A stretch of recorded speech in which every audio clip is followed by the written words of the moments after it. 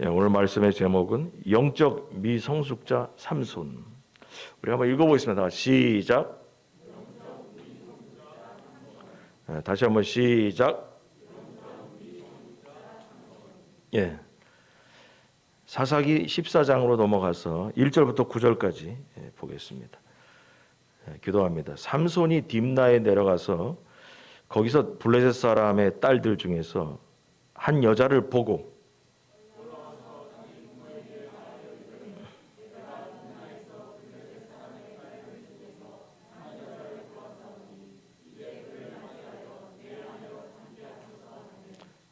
그의 부모가 그에게 이르되 내 형제들의 딸들 중에나 내 백성 중에 어찌 여자가 없어서 네가 할례 받지 아니한 블레셋 사람에게 가서 아내를 맞으려 하느냐 하니 삼손이 그의 아버지에게 이르되 내가 그 여자를 좋아하오니 나를 위하여 그 여자를 데려오소서 하니라.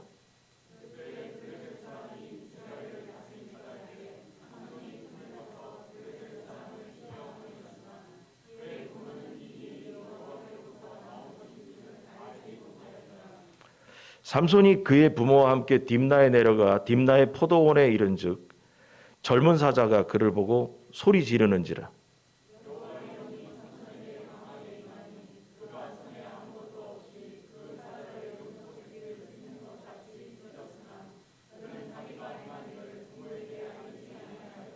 그가 내려가서 그 여자와 말하니 그 여자가 삼손의 눈에 들었더라.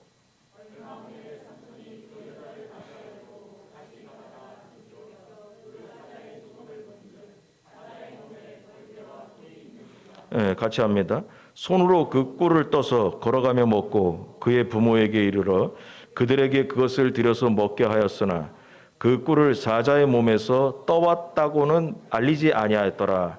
아멘. 지난주의 말씀의 끄트머리에 여호와의 영이 삼손에게 임했다 이렇게 그 말이 나왔다고 했죠. 그래서 그 삼손에게 여호와의 영이 임했다는 원어의 뜻은 뭐냐? 휘졌다라는 의미라고 그랬잖아요. 그래서 삼손에게 성령께서 임해서 그의 인생을 휘저었다라고 했는데, 그래서 마지막에 설교하면서 아무리 하나님께서 우리 인생을 성령을 통해서 휘졌다 할지라도 성령님께 순종하지 않으면 아무 소용이 없다, 그런 얘기를 했었습니다. 그 이후에 삼손이 이제 장성해서 청년이 됐습니다. 오늘 얘기는 이제 커서 이제 장가 갈 때가 됐나 봅니다. 청년이 됐는데 여기도 보면 6절에 보면 여호와의 영이 삼손에게 강하게 임했다라고 뭐 이렇게 나오는데, 하나님의 약속대로 하나님의 영이 삼손에게 강하게 임해서 오늘 본문에 보니까 힘이 있어가지고 사자의 입을 찢어서 죽였다는 거예요. 사자의 입을 찢어 죽였는데 그 육신의 힘이 남보다 좀 다르게 성령의 역사가 삼손에게 나타났습니다. 그런데 삼손은 육신의 힘은 좋았는데, 힘 있는 사람으로서 육신의 힘은 좋긴 해왔는데 이스라엘을 블레셋으로부터 해방시킬 만한 영적으로는 성숙하지 못했다라는 거야. 육신으로는 힘이 좋았다 이거야. 근데 뭐냐? 영적 지도자로서는 좀 부족한 모습이 오늘 본문을 통해서 나왔다. 오히려 당시 이스라엘 백성의 영적 어두움을 삼손을 통해서 깨달을 수 있게끔 하는 그런 모습이었다는 거야. 그래서 오늘 본문은 삼손이 육신은 강했지만 영적으로는 미성숙한 모습으로 나타나게 됐는데, 어떻게 나타났는가? 그걸 요 1절부터 9절까지 보면서 삼손이 영적으로 좀 어떤 부분에 있어서 부족한가, 그 부분을 한번 얘기해 보려고 합니다. 그래서 우리에게 전체적인 적용점은 우리도 영적으로 미성숙한 성도들이 많이 있다. 그래서 삼손의 영적인 미성숙을 우리 각자에게 적용해 보면서 나라고 삼손보다 특별히 뛰어난 것이 있겠는가 한번 적용하면서 생각해 보도록 하겠습니다. 1번, 욕망을 버리십시오. 다 같이 시작. 다시 한번 시작. 오늘 1절에 보니까 삼손이 딥나에 내려가서, 딥나라는 곳에 갔는데 딥나는 원래 하나님께서 단 지파에게 주신 땅이었습니다. 단 지파. 근데 사사 시대가 흘러가고 여호수아 시대가 지나고 사사 시대가 거의 끝나가는 데 있어서도 뭐냐? 그 딥나라는 땅을 이스라엘이 정복하지 못하고 블레셋이 그 땅에 가서 살고 있는 거예요. 그래서 그 블레셋이 살고 있는 그 딥나 땅에 이 삼손이 갔다가 블레셋 여자한테 반했어요. 반했다는 거예요.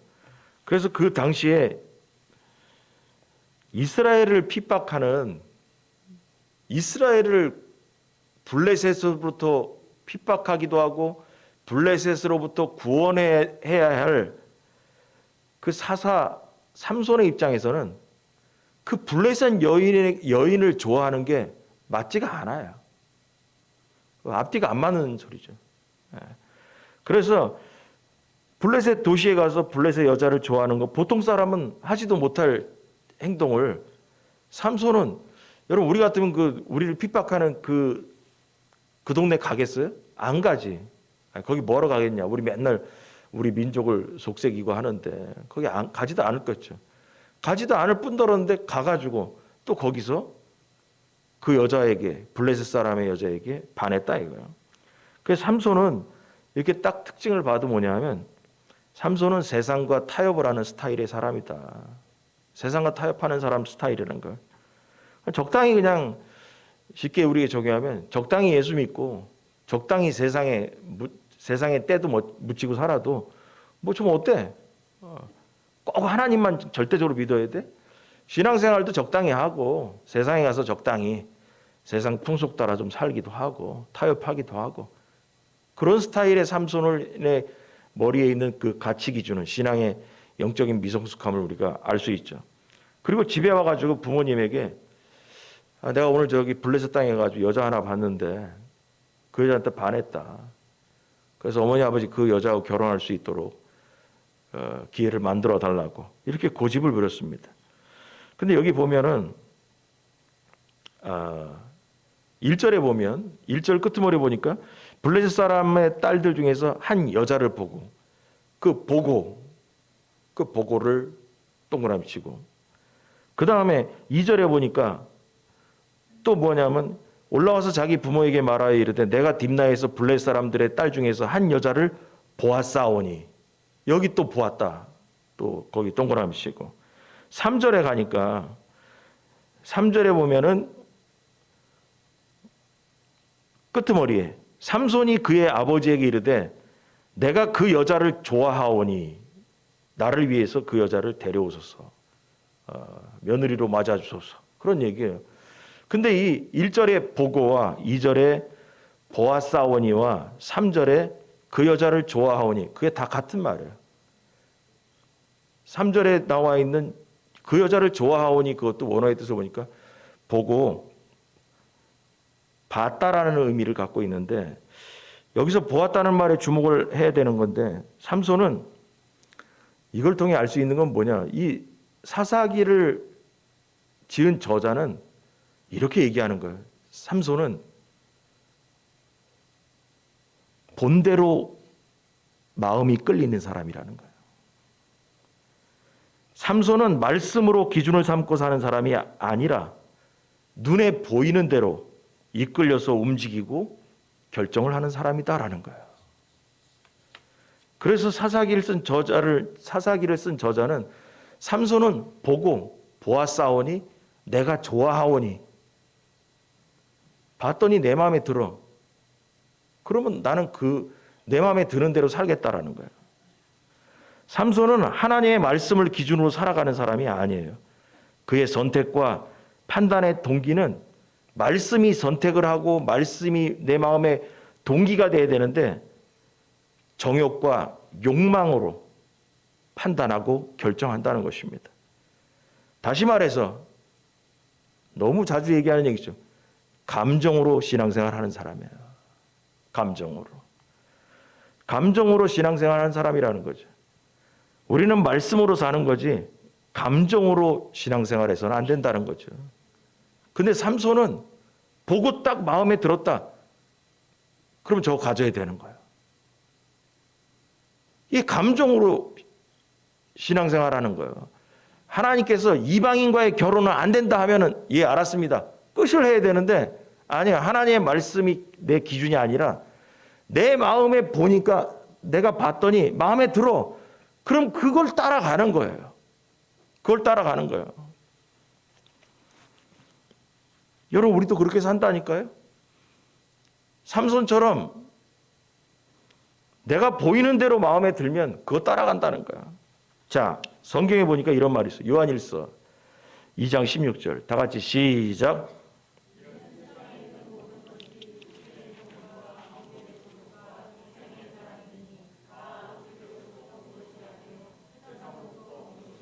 아멘. 여러분, 여기서 나온 것처럼 우리에게는 죄를 짓는 세 가지의 죄가 들어오는 구멍이 세 개가 있어요. 첫 번째, 육신의 정욕. 두 번째, 안목의 정욕. 세 번째, 이생의 자랑. 육신이 있기 때문에 죄를 져요. 여러분, 우리가 육신을 벗어버리고 죽는다면 죽을 때는 죄를 지을 일이 없어요. 근데 육신 때문에 먹고 살아야 되죠. 육신이 먹어야 되니까. 육신 때문에 처자식도 먹여 살려야 되고 자녀들의 문제가 있고 여러 가지 육신 때문에 돈 벌어도 다녀야 되고 육신 때문에 먹어야 되고 육신 때문에 만나야 되고 육신 때문에 뭐 하는 게 있어요. 육신이 우리에게 아직도 살아있는 이상 죄를 지을 통로가 열려 있어요. 그 다음에 두 번째가 뭐냐면 안목의 정욕. 눈이 있어서 죄를 짓는다는 거예요. 눈이 있기 때문에 좀 더 좋은 것, 좀 더 예쁜 것, 좀 더 내가 가질 수 있고 싶은 것, 이런 여러분 눈만 우리가 빼놓고 살아도 죄의 절반은 안 지을 거예요. 눈이 있기 때문에 죄를 짓는 게 또 있다니까. 그 다음에 뭐냐면 마지막으로 이생의 자랑. 사람들 속에는 뭐가 있냐면 자랑하고 싶어서 안달이 난 게 있어요. 자랑하고 싶어. 누군가에게 나를 나타내고 싶어. 누가 세상이 나를 알아봐 줬으면 좋겠어. 그래서 뭔가가 나타내고 싶고 여러분 감투를 쓰고 하는 이유가 뭐예요? 무슨 한 자리 하고 싶은 게 뭐예요? 자랑하고 싶어서 그런 거예요. 그래서 우리는 이 세 가지에 거의 다 걸린다라는 거예요. 그래서 우리는 이 세 가지를 이 땅에 살면서 자꾸 빼내야 돼요. 이게 다 뭐냐? 아버지로부터 온 것이 아니요 세상으로부터 왔다. 마귀로부터 왔다라는 거예요. 위에 이 지금까지 얘기한 세 가지 중에 대개 우리는 뭐냐면 세 가지 아니면 두 가지에는 막 걸려요. 여러분, 삼손은 육신의 정욕과 안목의 정욕으로 인생을 망친 사람입니다. 하나님께서 이스라엘을 구원하는 사사로 선택을 했는데 블레셋에 가보니까 되게 예쁜 여자가 있어요. 안목의 정욕, 육신의 정욕으로 망해버렸어요. 여러분, 어느 날 삼손이 블레셋으로 내려갔어요. 그리고 그곳에서 마음에 드는 한 여자를 보고 그에게 장가를 들겠다라는 즉흥적인 선택을 해버렸어요. 하나님이고 뭐고 다 필요 없어요. 저 여자 예쁘다. 그러니까 결혼해야겠다. 그냥 즉흥적으로 선택해버렸어요. 하나님께 물어보지도 않았어요. 하나님께서 저 여자를 나의 아내를 주셨나이까 물어보지도 않았어요. 내 맘대로 결정을 내렸다는 겁니다. 그리고 부모님에게 고집을 부렸습니다. 고집을 부렸더니 부모님께서 훈계를 하긴 했는데 뭐라냐면 그의 부모에게 그 얘기를 이르되 내 형제들의 딸들 중에나 내 백성 중에 어찌 여자가 없어가지고 네가 할례받지 아니한 블레 사람에게 가서 아내를 맞으려 하느냐 하니 삼손이 그의 아내 아버지에게 이르되 내가 그 여자를 좋아하오니 나를 위하여 그 여자를 데려오소서 하니라. 이렇게 했다는 거예요. 여러분, 이 부모가 누구예요? 마노아잖아요, 아버지. 마노아와 마노아의 아내는 삼손이 잉태하기 전에, 임신하기 전에 여호와의 사자 천사를 만나서 태어날 이 아이가 이스라엘을 구원할 자다라는 예언을 들었던 간증이 있었어요. 그런데 여자가 이스라엘에 없어서 블레셋에서 데려오려고 하느냐가 아니라 하나님의 명령이기 때문에 이방인과 결혼하지 말아야 된다라고 적극적으로 가르치고 훈계했어야 되죠. 그런데 뭐냐? 마노아와 그의 아내는 삼손에게 네가 태어날 때 하나님의 사자 천사가 와서 너를 나시린으로 세상과 구별되게 키우라고 했기 때문에 하나님의 기준에 맞춰서 살아야 된다라고 강력하게 훈계하면서 자녀에게 혼내키면서 얘기를 했어야죠. 그런데 그렇게 얘기하지 않았어요. 그냥 흐리멍텅하게 얘기하고 말아버렸습니다. 블레셋에서 구원을 해야 하는 사사인데 블레셋 여인을 아내로 삼아서 안 된다고 강력하게 말하지 않았어요. 대충 얘기하고 끝났습니다. 여러분, 당시 이스라엘 백성은 성경에 보니까 40년 동안 블레셋의 압제를 받으면서 우리나라가 일본에 40년 이상 핍박받은 것처럼 그렇게 핍박을 받았어요. 그래서 추수 때만 되면 쳐들어와서 추수한 거를 다 뺏어가는 거예요. 40년 동안을.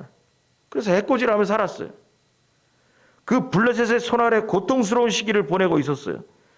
그런데 삼손은 그 40년의 세월 동안 하나님께서 그를 이스라엘을 구원할 자로 세웠는데도 불구하고 하나님의 뜻과는 전혀 상관없이 당시에 악한 풍조를 따라서 사사인데도 불구하고 이스라엘 그 블레셋 사람들과 교통하면서 살았다는 것입니다. 적용하면 마찬가지로 현재 우리가 살아가는 이 시대의 풍조가 어떻습니까? 우리는 과거 사사시대와 같이 인간의 욕망과 욕심이 가득 찬 사회 속에서 살아가고 있습니다. 우리 주변에 많은 청년들이 결혼보다 동거를 선택하고 낙태를 당연시하고 그러한 삼손의 시대를 살아가고 있다는 것입니다. 그리고 만나는 짝이 신앙이 있는지 없는지 중요하지가 않아요. 그냥 자신들이 좋으면 만나는 거예요. 내가 아무리 예수 믿어도 저 만나는 사람이 저 사람이 예수 믿는지 안 믿는지 중요하지 않아요. 그냥 내 눈에 들면 좋은 거예요.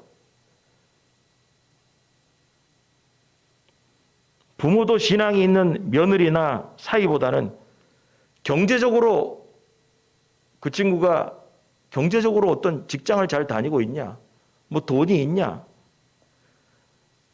그런 거를 기준으로 삼는 시대가 되었습니다. 여러분, 조금 못 살아도 신앙이 있는 사람을 만나는 것이 하나님의 뜻인데도 실제 생활에서는 세상 풍조대로 결정을 한다는 것입니다. 내 눈에 좋은 대로. 하나님께서 만나게 해준 짝이라는 거 중요하지 않아. 내 눈에 좋은 대로.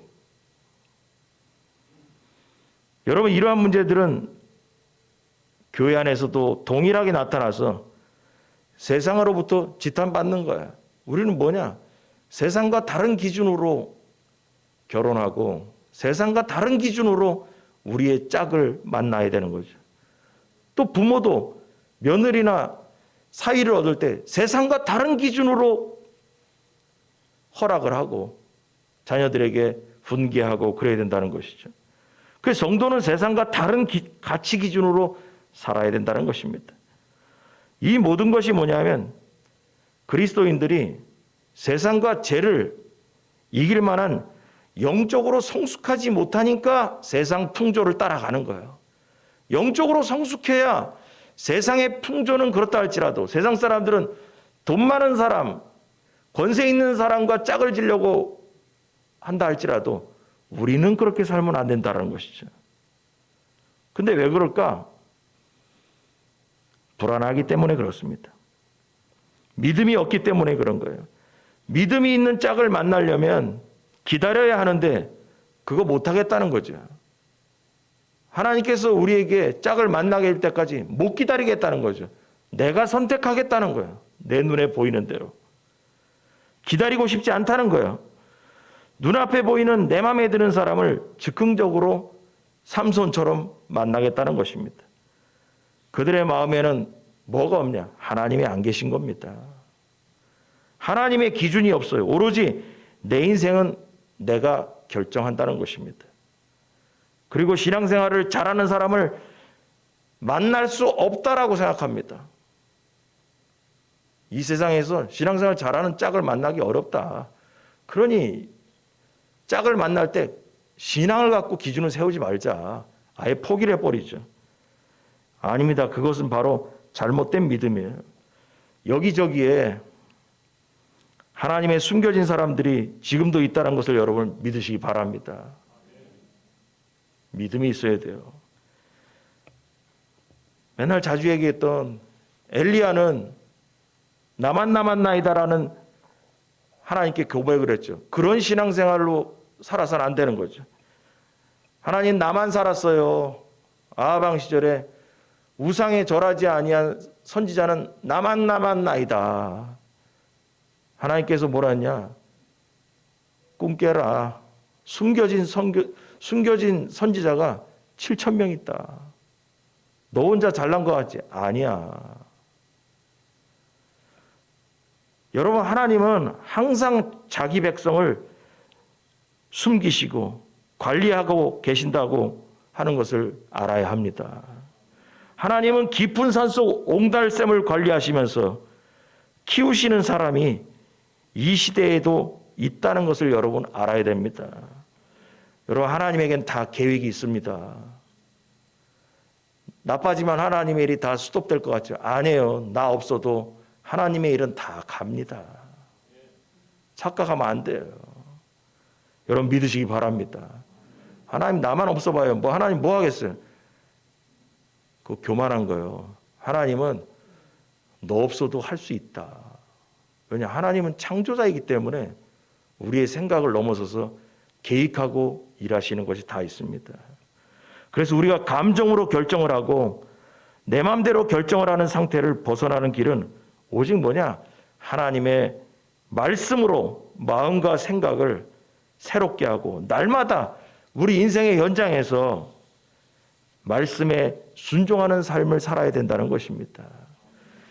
삼손은 하나님께서 이방인과 결혼하지 말아라는 그 얘기를 관심 없고 내 감정대로 가는 거야. 내 안목의 정욕, 내 육신의 정욕대로 선택을 했다는 것입니다. 그래서 우리가 이 안목과 육신의 정욕, 이생의 자랑으로 내 인생을 돌리지 않으려면 어떻게 되냐? 여러분, 말씀을 자꾸 들어야 됩니다. 말씀을 자꾸 들어야 됩니다. 잊을만 하면 또 들어야 됩니다. 자꾸 듣다가 보면 나의 기준이 돼서 내 마음에 굳건하게 서게 되는 겁니다. 아니, 목사님 저라고 해서 처음부터 이런 얘기하고 떠들고 살았겠습니까? 저도 자꾸 전하고 가르치다 보니까 기준이 돼서 들어와 있는 거예요, 머릿속에. 자꾸 전하고 하다가 하나님의 말씀은 자꾸 전하고 들어야 내 안에서 자리를 잡게 되는 것입니다. 여러분, 한 번 들었다고 하나님 말씀이 내 마음에 자리 잡히냐? 안 해요. 그래서 육신의 정욕과 안목의 정욕으로 흐르지 않으려면 어떻게 되냐? 감정으로 사는 게 아니라 말씀으로 살아야 되는데 말씀으로 살려면 어떻게 되냐? 말씀을 자꾸 들어야 머리에 박히는 거예요. 목사님 저도 말씀을 자꾸 전하고 하다 보니까 이게 들어와서 박힌 거지 전에는 이런 생각이 머리에 투철하게 들어오지 않았다니까. 그냥 살면 되지. 그러나 뭐냐? 하나님 말씀을 자꾸 보고 전하다 보니까 머리에 딱 박혀버린 거예요. 그래서 자녀들을 보면서도 절대로 예수 믿지 않는 사람들을 친구 만나면 안 된다. 안 된다. 직장을 가도 하나님께 기도하는 거죠. 술 먹는 사람들 우리 팀으로 있는 데가 아니고 또 친구들을 만나도 술 먹고 담배 피는 녀석들 만나지 않게 해달라고. 여러분 믿음대로 되는 줄 믿으시 바랍니다. 믿음대로 되는 거예요. 그 사람들이 그러죠. 요새 술 담배 안 먹는 놈이 어디냐고. 여러분, 하나님께 기도하면 그런 사람 만납니다. 만나는 거예요. 우리 그 녀석은 전도사니까 그렇게 살지만, 둘째는 지금 이제 직장 돼가지고 다니단 말이에요. 그러면 그 팀에서 맨날 회식 가서 술 먹고 어쩌고 그러냐. 안 한대요. 자기네는 회식 문화가 없대요. 회식 문화가. 자기네 사무실, 건축 사무실이. 회식 문화도 없고 너무 잘해준다는 거예요. 그럼 대학 다닐 때 일반대 다니니까, 건축학과 다니니까 요새 술, 담배 다 하잖아요, 애들. 그 1학년 때부터 쭉 자란 친구들이 4명인가 있는데, 걔네들 그 술, 담배하고 그러냐? 하나도 술, 담배를 안 한다는 거예요. 할렐루야. 여러분, 믿음대로 역사하는 거예요. 하나님의 숨겨진 사람들이 있다니까요. 그 신입생 환영식 가서도 뉴스에 그런 거 나오죠. 막 애들을, 신입생한테 술 먹여가지고 죽기다 그러잖아요. 그 물어봤어요. 너 어떻게 됐냐? 들어왔을 때. 가가지고 그랬대. 저 교회 다니는 사람이라고 그랬더니 선배 중에 하나가, 그래, 너 교회 다니니까 너 술 마시지 마라. 누가 뭐라 하니까, 제 교회 다니는 애야, 술 주지 마. 여러분, 그래가지고 걔 술 안 마셨다는 거예요. 여러분, 하나님의 말씀대로 살고 믿으면 하나님께서 그렇게 세상을 바꿔주는 줄 믿으시 바랍니다. 재밌는 얘기 하나 할까요? 전도서 12장 11절. 다 같이 시작.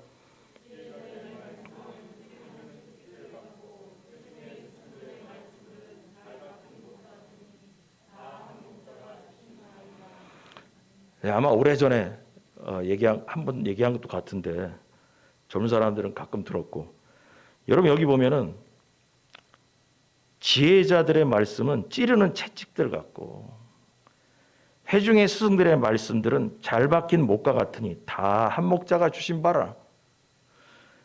지혜자의 말씀이나 회중의 스승들의 말씀이나 다 똑같은 건데, 특징이 뭐냐? 말씀이 찌르는 채찍과 같이 몸에 콱 박혀야 된다는 거고, 또 뭐냐? 말씀이 잘 박힌 모처럼 박혀야 된다라는 거야. 그러면 이걸 잘 설명해 볼게요. 말씀이 잘 박힌 못과 같다라는 말은 뭘까? 말씀이 잘 박힌 못과 같아야 된다는 얘기 뭐냐? 그럼 이걸 통해 우리 적용점이 뭐냐?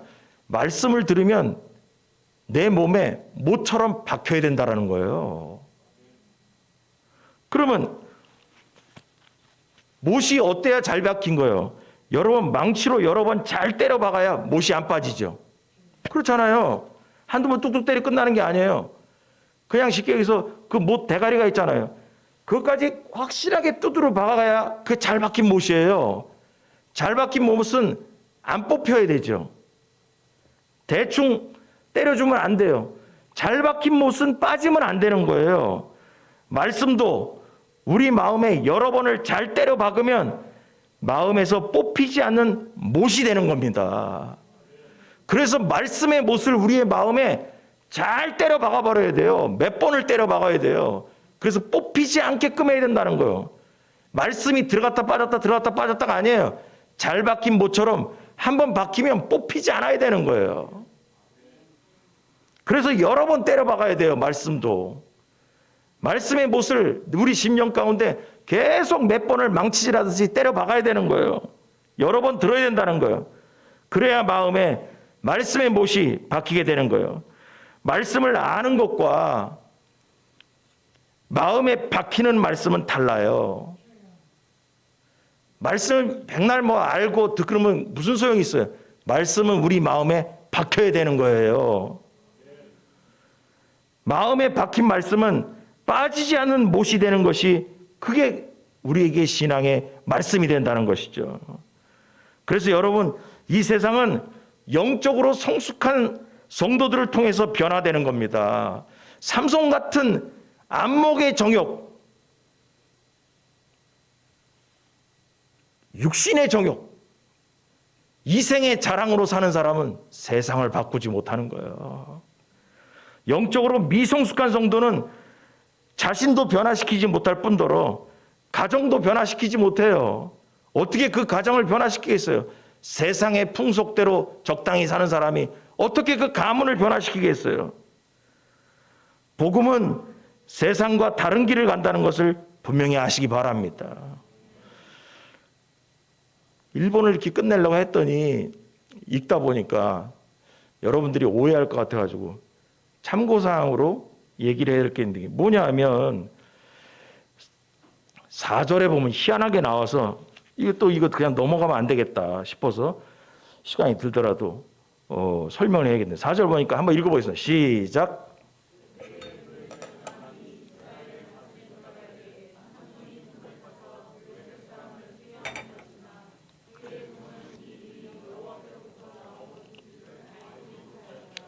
예, 이걸 보면 4절을 보면 삼손이 머리가 좋아가지고 계획을 가지고 블레셋 사람들을 치려고 일부러 블레셋 여인을 아내로 삼으려고 그랬다라는 식으로 나와요. 그래서 이 말을 오해하면 안 된다 이거예요.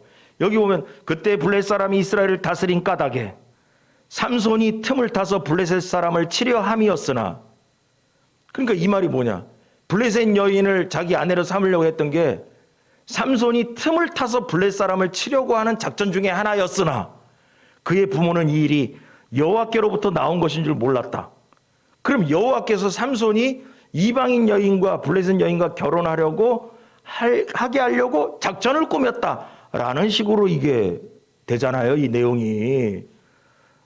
설교할 때는 뭐 듣다가 그런가 보다 했다가 사실 집에 가서 읽어보니까 목사님 앞뒤가 다른 얘기하고 앉았네. 이거 곤란하잖아요. 그래서 얘기하는 건데 그렇지 않아요. 이렇게 되면은 이 말이 여호와께로부터 나온 것인 줄 알지 못했다. 여호와께서 블레셋 여인과 결혼하는 것을 허락한 거다라고 오해를 하면 하나님 말씀이 거짓이 되죠. 왜 거짓말이 되냐? 하나님은 이방인과 결혼하지 말라고 그렇게 모세 시절에 가나안 땅에 가면 이방인 사람들과 결혼하지 마라, 사이도 얻지 말고 며느리도 얻지 말고 어쩌고저쩌고 얘기했는데 아니 이게 어떻게 되는 거냐? 앞뒤가 안 맞잖아요. 이 말의 뜻은, 그래서 이 부분을 계속 저도 읽다 보니까 이게 뭐 앞뒤가 안 맞는 얘기인데, 그래서 이걸 계속 이제 찾아보면서 주석 책들을 이렇게 읽어봤어요. 원어의 뜻이 뭔가. 원어의 맥락은 이런 거예요. 삼손이 이렇게 계획을 세웠다가 아니라 하나님이 하셨다라는 얘기인데 뭐냐 하면, 다시 말해서 블레셋을 칠 기회를 잡으려는 분은 하나님이시지 삼손이 그 계획을 갖고 있지 않아요. 하나님께서 삼손이 태어나기 전부터 삼손을 통해서 블레셋에게서 이스라엘을 구원하려고 계획을 갖고 계셨죠. 그래서 하나님은 눈에 좋은 대로 행동하는 삼손을 통해서 이스라엘을 블레셋의 손에서 구원하시려는 계획을, 이렇게 말도 안 되는 짓을 하는 상황에서도 계획을 놓지 않으셨다라는 거예요. 이렇게 하지 말라는 짓을 불순종하고 하고 있는 삼손을 통해서라도 하나님의 일이 그것 때문에 스톱하지 않았다라는 거예요. 하나님은 삼손이 잘못된 판단을 할 때라도 그 잘못된 판단을 통해서라도 하나님은 이스라엘을 구원하려는 계획을 갖고 계셨다라는 거예요. 그래서 구약학자들이 이 4절을 우리나라의 구약학자들이 결론 내린 게 뭐냐, 원어와 다르게 성경을 오역했다, 잘못 해석했다라고 나와요. 그래서 성경이 또다시 바뀌어야 된다는 얘기를 하는 거예요. 지금 이 4절을 하나님이 마치 이방인과 결혼하는 것을 허락한 것처럼 해석을 한 이 내용이 지금 우리가 개역개정 쓰고 있는데 성경을 잘못 해석했다라고 학자들이 얘기를 하는 걸 제가 봤습니다. 그래서 더 쉽게 얘기하면 내 맘대로 사는 사사 삼손을 통해서라도, 그가 잘못된 행동을 하는 중에라도 하나님은 이스라엘을 블레셋으로부터 구원하시려는 계획을 이때도 갖고 계셨다라는 거예요. 그렇게 이해하면 됩니다. 시간상 빨리 넘어가야 돼. 2번, 권위에 순종해야 됩니다. 다 같이 시작. 예, 이건 뭐냐 하면 삼손이 블레셋 여자한테 반해가지고 부모에게 마노아의 엄마 아내에게 나 그 여자랑 결혼하려 합니다. 블레셋 여인아가. 그랬다가 아버지가 그러잖아요. 아니 할례 받지 않은 사람들에게 거기서 꼭 며느리를 얻어야겠냐. 그러면서 뭐 이렇게 얘기를 했단 말이에요. 삼손과 그 부모가 여기 보면은 부모와 함께 딥나에 내려가서 부모님과 같이 그 여자를 보러 내려갔습니다. 내려갔다라는 거예요. 그것은 부모들이 삼손의 고집에 졌다라는 거예요. 그냥 그래, 네가 하고 싶은 대로 해라. 그렇게 그냥 끝나버린 거예요. 그래서 같이 간 거예요. 삼손이 블레셋 여인과 혼인하겠다고 선언하자 부모는 처음에 염려했죠. 그래서 할례 받지 않은 사람들과 거기서 무슨 아내를 얻냐라는 얘기를 했습니다. 그러나 삼손은 부모가 반대에도 불구하고 반드시 그 여인과 혼인하겠다고 고집을 부렸습니다. 이 모습을 통해서 뭘 얘기하고 싶냐? 삼손은 부모의 권위뿐만 아니라 하나님의 권위까지 무시하는 사람이다라는 거예요. 더 쉽게 얘기하면 여러분의 자녀가 부모가 어떻게 얘기했는데 아버지가 뭘 알아요? 엄마가 뭘 알아요? 여러분 이렇게 된 거예요. 이게 바로 뭐냐? 권위에 불순종했다라는 거죠. 삼손은 부모의 권위를 무시하는 것뿐만 아니라 하나님의 말씀의 권위까지 무시하는 사람인 거예요.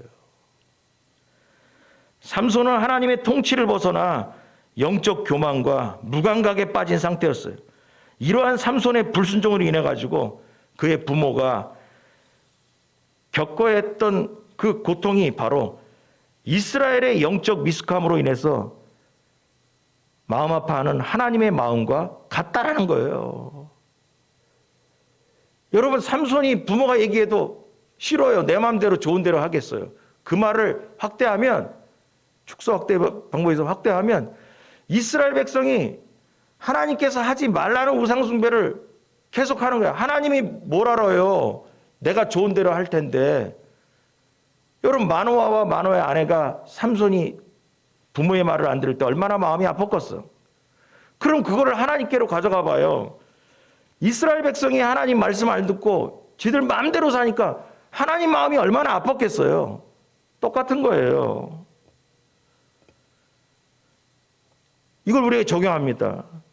우리는 이 삼손의 모습 속에서 하나님의 권위에 온전히 순종하지 못하는 우리의 모습도 발견할 줄 알아야 돼요. 우리는 삼손처럼 누군가 우리를 위해 하나님의 말씀의 기준으로 충고해 주는 말들을 간섭이라고 여기고 듣기 싫어하고 불편해한다면 그 사람은 삼손과 다를 거 없습니다. 권위에 도전하는 거죠. 아무리 부모가 얘기를 해도 아버지가 뭘 알아요? 내가 눈에 보기에 좋았어요. 그럼 내 마음대로 사는 거지. 아버지 내 인생 챙겨하지 마세요. 이게 결국은 어디로 가냐? 하나님도 내 인생 챙겨하지 마요. 내가 좋은 대로 하려고 그러는 거예요. 여러분 이게 나온 것입니다. 그래서 아무리 그런 사람에게는 하나님의 말씀을 갖다 대고 이러면 안 된다라고 얘기해도 영적 권위에 도전하게 되고 불순종하게 되는 거죠. 여러분 영적 권위를 가진 사람이라 할지라도 삼손과 같은 마음을 가지면 듣기 싫은 말을 하게 되고 된다고 생각하고 외면하게 되는 거죠. 그러나 하나님의 말씀과 우리를 위해 권면해주는 영적인 지도자들을 이 말씀을 무시하는 순간 결국 뭐냐? 죄의 길로 미끄러지게 되는 겁니다. 하나님은 우리를 위해서 권위자를 세우셔서 우리가 바른 길로 갈 수 있도록 인도하십니다. 그러므로 그 권위를 무시하고 하나님의 권위까지 가볍게 여기는 영적인 미숙함에서 벗어나야 된다는 거예요. 영적인 권위자가 뭐냐? 여러분 하나님의 말씀으로 얘기하는 게 영적 권위인 거예요. 세상의 기준으로 충고하고 그런 거는 영적 권위를 얘기하는 거 아니죠. 하나님의 말씀으로 얘기하는 것은 영적인 권위를 얘기하는 거예요. 그러므로 그 권위를 무시하고 하나님의 권위까지 무시하게 된다는 거죠. 오로지 그래서 겸손한 순종을 통해서 예수님을 닮아가는 성숙의 길을 가야 된다는 거예요. 그래서 우리가 삼손을 보면서 삼손은 부모의 영적 권위를 무시해 버렸어요. 여기서 우리의 경고의 메시지를 읽을 줄 알아야 됩니다. 하나님은 우리가 교만한 마음을 버리고 거룩하신 하나님을 따르기를 바라십니다. 그래서 세상은 욕망에 이끌려 마음대로 사는 것이 자유고 행복이라고 가르치지만 참된 평강은 뭐냐? 하나님 말씀에 순종하며 사는 것을 참된 평강이라고 얘기하는 거예요. 세상의 관점으로 달려가지 말길 주란절에 축원합니다. 자, 마지막으로 포도원에서 나오십시오. 다 같이 시작. 다시 한번 시작. 네, 제가 이 본문을 읽다 보니까 9절까지 중에서 절반 정도 얘기가 포도원 얘기가 나와요. 딥나에 갔다 이거예요. 삼손이 엄마 아버지한테 나 저기 블레셋 여인한테 반해가지고요. 그 여인을 내 아내로 삼아야겠습니다. 그래가지고 결론은 어쨌거나 해서 부모도 극구 반대를 못하고 그래 가자 해가지고 딥나에 갔는데 포도원 얘기가 갑자기 나오네. 그 맨 처음에 있다 이거 뭐 별 얘기도 아닌가? 근데 계속 있다 보니까 이게 뭐가 있나 보다. 여러분 5절에 보니까 제가 5절하고 8절 9절인데 6절 7절을 빼고 이제 한 건데 한번 읽어볼까요? 한번 5절 8절 9절을 다 같이 읽겠습니다. 시작.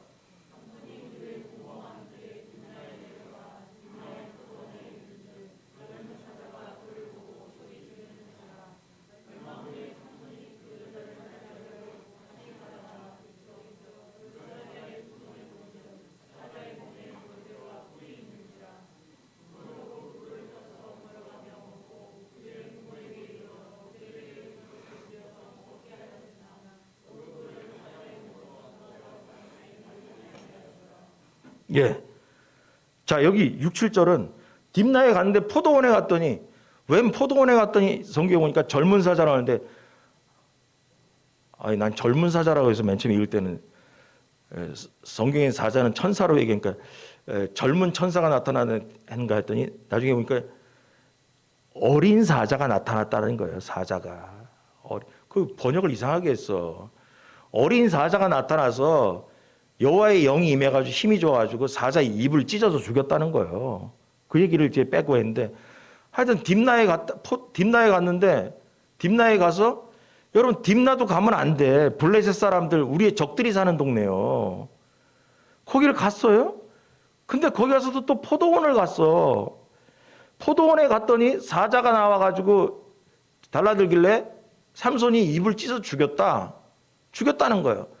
죽이고 나서 얼마 후에 삼손이 그 여자를 맞이하려고 다시 가다가 그러니까 그러고 나서 그 여자를 엄마 아버지랑 가서 봤나 보지. 그리고 집에 갔어. 그 얼마 후에 다시 딥나로 가다가 보니까 저번 날 내가 여기 왔다가 사자를 찢어 죽였는데 그 찢어 죽인 사자를 한번 보러 갈까? 해가지고 8절에 얼마 후에 삼손이 그 여자를 맞이하려고 다시 가다가 돌이켜 그 사자의 죽음을 본 줄. 돌이켰다는 건 뭐냐? 가다가 생각이 나가지고 다시 거기 사자 죽인 그 장소를 갔다는 거예요.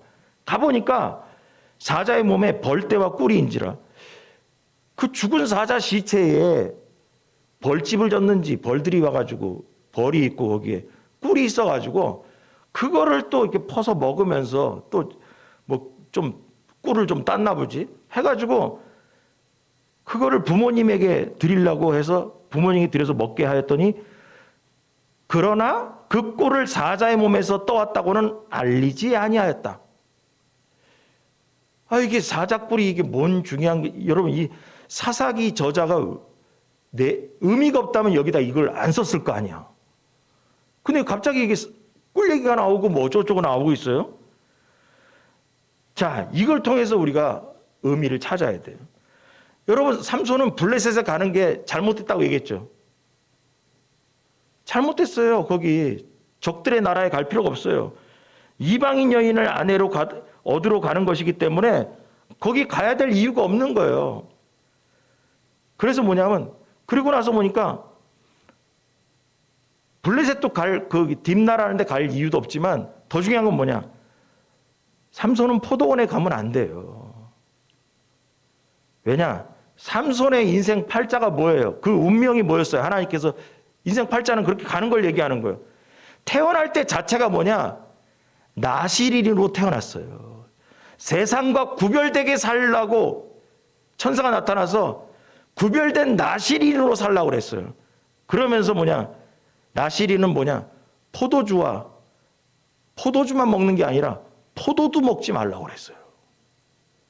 근데 이 삼손이 포도원을 간 거예요. 자, 민수기를 볼까요? 민수기 6장 2절, 3절, 4절 보면 제가 빨리 읽어볼게요. 이스라엘 자손에게 전하여 그들에게 이르라. 남자나 여자가 특별한 서원, 곧 나시린의 서원을 하고 자기 몸을 구별하여 여호와께 드리려고 하면 포도주와 독주를 멀리하며 포도주로 된 초나 독주로 된 초를 마시지 말며, 거기까지 알겠어. 술 마시지 말라나 보다. 근데 뭐냐? 포도즙도 마시지 말며 생포도나 건포도도 먹지 말지니. 여러분, 이 중요한 거예요. 술로 만들어진 것만 먹지 마는 게 아니라 술의 재료도 먹지 말라는 거예요. 생포도도 먹지도 말라. 포도도 먹지 마라. 4절. 자기 몸을 구별하는 동안 모든 날 동안에는 포도나무 소사는 씨나 껍질이라도 먹지 말아라는 거예요. 사람들이 어디서 주워 들어가지고 나시린은 있잖아요. 포도주만 먹지 말아야 된다고 하는 사람도 있어요. 성경을 봐라. 어디 포도주만 먹지 말라고 했냐. 포도의 씨나 껍질도 먹지 말고 생포도나 건포도도 먹지 말라는 거예요. 근데 삼손이 있잖아요. 포도 가까이도 가지 말라는데 포도원에 갔다니까. 포도 자체를 하나님께서 멀리하라고 했다니까요. 그 포도원을 멀리해야 되는데, 멀리해야 하는데 갔더니만 그 포도원에 갔다가 어린 사자가 달려들었다는 거예요. 거기에는 더 쉽게 얘기하면 귀신이 기다리고 있던 거랑 마찬가지예요. 마귀가. 그거 같은 거예요. 포도원에 갔더니 사자가 달려들었다는 거예요. 자, 베드로서로 갑니다. 베드로서 5장 8절. 다 같이 시작.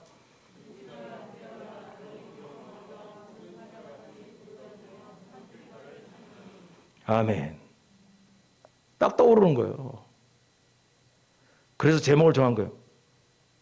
포도원에서 나오라는 거예요.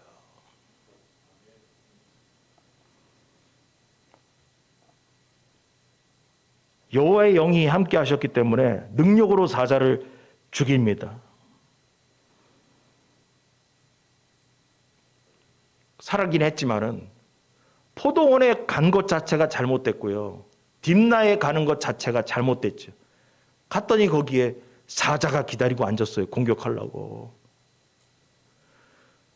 우리의 신앙에서 하나님께서 가지 말라는 곳은 가지 말아야 되는 거예요. 그래서 있잖아요. 근데 갔다가 사자를 입을 찢어 죽였다는 거예요. 그러고 나서 며칠 후에 다시 가서 사자를 만나러 갔다. 사자의 사체를 보러 갔죠. 자꾸 그 생각이 났던 거예요. 포도원에 갔다가 사자를 죽이고 그 사자 시체가 어떻게 됐나 생각이 나는 거예요. 자꾸 그 부정한 장소와 부정한 그 사자가 생각나는 거예요. 마귀 역사의 사자가 생각나요. 거길 다시 갔어요. 갔더니만 사자 사체에 벌이 집을 지었는지 꿀이 있어서 그 꿀을 자신도 먹고 부모님에게 드렸다는 거예요. 여러분, 이게 잘한 것 같지만 부모님에게 꿀 떠가지고 줘가지고 부모는 알지도 못하고 먹었다는 거예요. 이게 별거 아닌 것 같죠? 여러분, 중요한 겁니다. 이게 부모님에게 무슨 꿀 떠다 줘가지고 잘한 것 같지만 여러분, 이건 죄인 거예요. 이게 뭐냐? 민수기 6장 6절 7절 한번 읽어봅시다. 다 같이 시작.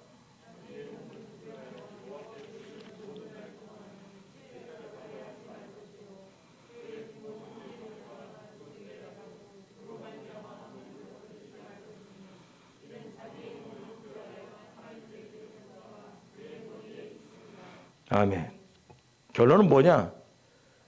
죽은 사체는 만지지 말아야 되는 거예요. 그럼 사사기 저자는 왜 이걸 집어넣냐? 삼손이 나실인으로 태어나가지고 나실인의 기준으로 살아야 되는데 이게 포도원도 가서 앉아있고 사자 죽인 다음에 사자 사체를 또 만작거려서 거기서 꿀이 있다고 해가지고 그거 뜯어먹고 앉았다는 거죠. 그리고 지만 먹은 게 아니라 사체에서 나온 그거를 꿀을 떠가지고 어머니 아버지한테 드세요 했지만 그것도 뭐냐? 죄인 거예요. 그래서 결론은 이걸 쭉 읽으면서 느낀 건 뭐냐? 포도원을 처음에 간 것부터가 잘못된 거라는 거죠. 멀리하라는 포도원을 가까이 함으로 인해 가지고 여러 가지의 문제가 인생에 등장하기 시작한 거예요. 여러분 우리에게 이것이 이 부분을 보면서 적용점이 있다는 거예요. 뭐냐 하면 하나님께서 가지 말라는 데는 처음부터 가지 말아야 됩니다. 하지 말라고 하시는 것은 처음부터 하지 말아야 됩니다. 포도로부터 멀리 떨어져 있으라 하는데 포도원에 가까이 감으로 인해 가지고 사자를 만나게 되고 사자가 공격해서 죽였더니만 다음에 갈 때 그 사자 시체가 또 생각나서 또 가게 되고 거기에 꿀이 있는 것 같아서 꿀 떠먹고선 그걸 갖다가 지만 먹은 게 아니라 그 떠가지고 어머니 아버지 또 드리고 죄가 죄를 낳고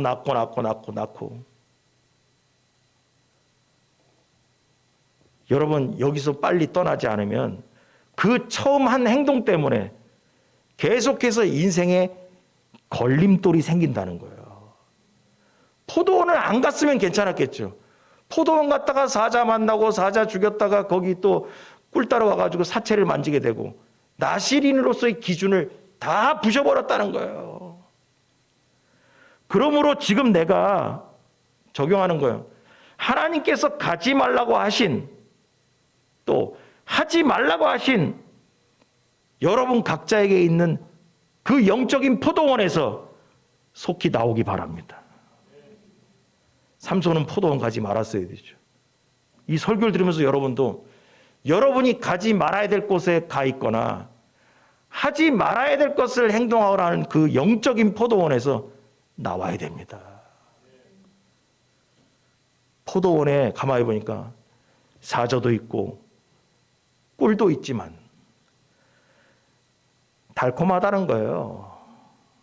그러나 다 뭐냐? 나를 죽이려고 하는 것들입니다. 우리를 죽이려고 하는 것들이 있다는 거예요. 포도원 좋아요. 과일 있고. 그리고 사자의 시체 꿀이 있어요. 좋아요. 달콤해요. 그러나 뭐냐? 달콤한 거로 끝나지 않았어요. 나실인의 기준을 무너뜨렸다는 거죠. 우리가 세상을 살면서도 우리가 거기에 빠져들 수 있어요. 달콤한 것이 있으니까 가죠. 생각나죠. 그러나 죽는다는 거예요. 기도하겠습니다.